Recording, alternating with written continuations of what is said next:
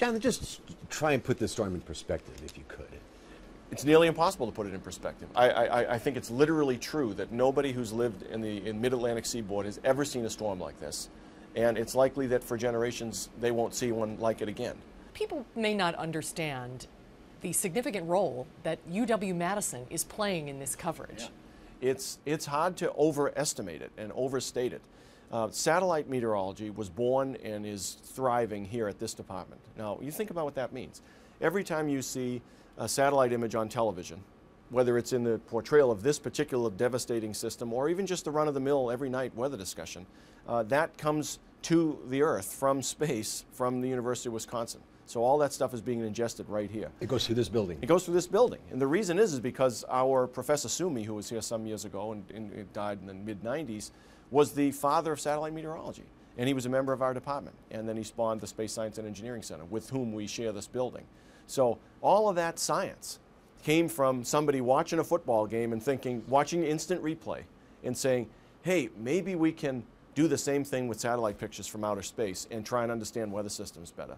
And now information from those satellites is ingested into our computer models, and that is one of the reasons why the forecast of storms like this, or even run-of-the-mill, 2 weekends ago we had a rainy weekend. Everybody knew that a week in advance.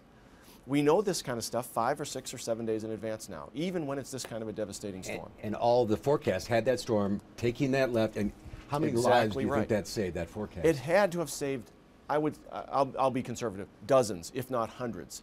In terms of property, it must have saved millions, perhaps billions of dollars, because people could take that advance warning. You know, we were evacuating Ocean City, Maryland 3 days in advance. New York City, the mayor was talking about what to do with the subways 2 or 3 days in advance. Almost nobody got caught by surprise.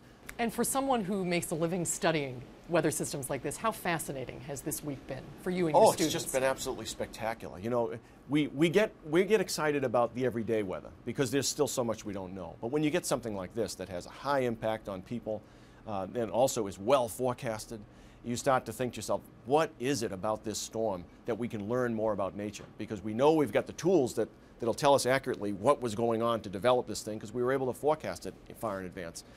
So it's just, we're like kids in a candy shop this week. It's just fantastic. They're going to be writing books about this storm. Oh yeah, and one of the other things is how many young meteorologists are going to be born out of this? How many first graders, how many kindergarten kids are staring out their window thrilled about 2 days off saying, wow, this weather is really worth thinking about. That's how it was for me.